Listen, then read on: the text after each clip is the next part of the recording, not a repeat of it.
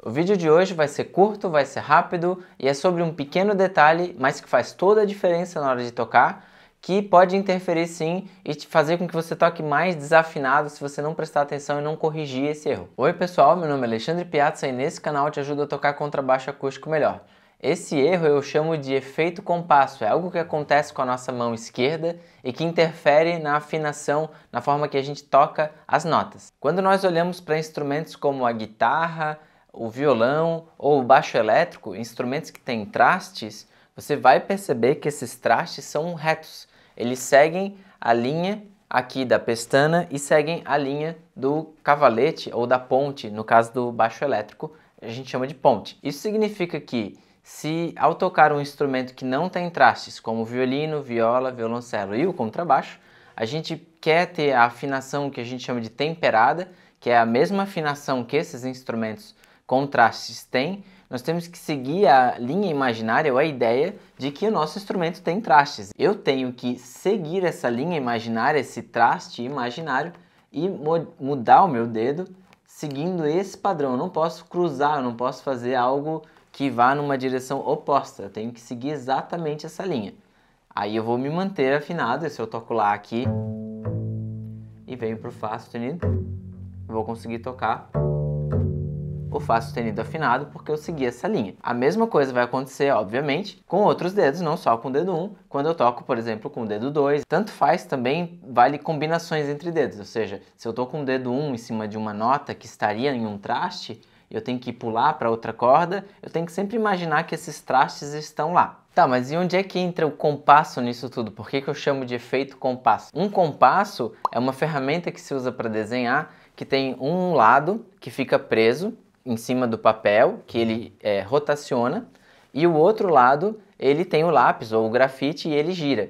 E ele desenha, você consegue com um compasso desenhar um círculo ou um semicírculo, mas alguma coisa que faça uma curva. Você consegue fazer um ângulo ali e fazer uma curva. E esse é justamente o erro que muita gente comete ao tocar contrabaixo acústico. Digamos que depois de tocar aquele Fá sustenido na corda Mi, agora eu tenho que tocar um Fá sustenido uma oitava acima e eu tenho que tocar esse Fá sustenido que está na corda Ré. Eu não posso simplesmente deixar essa nota presa e girar a minha mão, porque se eu deixar a mão na forma que eu toco aqui, ó, Fá sustenido, Sol, Sol sustenido ou Lá bemol, e simplesmente rotacionar a minha mão, o que eu estou fazendo? Eu estou fazendo um semicírculo e não estou conseguindo chegar na linha onde teria um traste ali, eu estou caindo sempre baixo. O contrário também, se eu tenho que tocar um Sol sustenido aqui e depois tenho que tocar um Mi aqui na corda Ré, se eu deixar a nota do Sol sustenido preso e rotacionar a minha mão para tocar o Mi vai cair alto, porque eu não vou conseguir chegar lá onde estariam os trastes. E tem muita gente que acaba fazendo isso, e o problema de se fazer isso e de não se corrigir essa pequena desafinação que vai acontecendo, você está com o dedo 2 na nota certa, mas aí gira a mão para tocar, ou seja, o teu dedo 1 ali já caiu alto, aí a partir desse dedo 1 que já estava um pouco alto, você gira a mão de novo e toca outra nota, e você vai somando pequenas desafinações, quando você vê, você já tem uma grande desafinação que você não corrigiu. E antes de te mostrar como corrigir esse problema, eu quero te convidar a clicar em curtir e a compartilhar esse vídeo com alguém. E você também pode se inscrever aqui no canal e ativar o sininho. Assim, quando eu postar vídeos novos aqui, o YouTube vai te avisar. Então, como é que a gente faz para resolver esse problema? Eu vejo 3 soluções possíveis e as 3 não são antagônicas, mas na verdade são complementares. Ou seja, se você quiser, você pode usar as 3 para garantir que você vai tocar sempre cada vez mais afinado e não vai cometer esse erro do efeito compasso. A primeira é uma regra básica, é seguir sempre a linha do cavalete do baixo e da pestana do baixo na hora de fazer mudanças de corda. Se você já viu outros vídeos aqui do canal, você percebe que quase sempre eu toco com o baixo bem reto. Eu diria que quase 90 graus em relação ao chão. E eu faço isso justamente para me ajudar a evitar esse efeito compasso, porque desse jeito a pestana e o cavalete estão quase paralelos em relação à linha do horizonte ou à linha do chão. Isso significa que eu posso fazer um movimento paralelo de mudar a minha mão acompanhando a linha da pestana e a linha do cavalete e a linha do chão, sem sair da linha onde seria um traste. Se você já toca com o teu baixo um pouco mais deitado, você tem que lembrar que agora a linha que você tem que seguir não é mais a linha do horizonte. Então não adianta você trocar a tua mão assim, ó, seguindo a linha do horizonte, porque isso significa que você vai cair conforme você vai mudando de posição, sempre baixo, porque você está saindo, ou se você, né, sai de uma nota aguda, uma corda aguda e vai para uma corda grave, sempre vai baixar um pouco a afinação. E o contrário, se você toca numa nota que é grave e você sabe que está afinado e vai mudando, seguindo a linha do chão, em vez de seguir a linha da pestana ou do cavalete, aí você sempre vai cair um pouco alto. E apesar de eu tocar quase sempre em pé e quase sempre com baixo a 90 graus, quando eu toco sentado, o baixo cai um pouco mais em cima de mim. Eu tenho que repensar o jeito que eu mudo a minha mão de lugar e levar em consideração isso. Já a segunda opção, ou a complementação do que você pode fazer para resolver esse problema, seria incorporar ou compensar essa diferença na hora de tocar os intervalos. É lembrar que essa diferença existe, em vez de rotacionar a mão, esticar a mão para conseguir chegar na afinação correta. E eu treino ou aprendo, ou tenho essa consciência corporal da distância que eu tenho que fazer, justamente treinando ou estudando escalas em oitavas.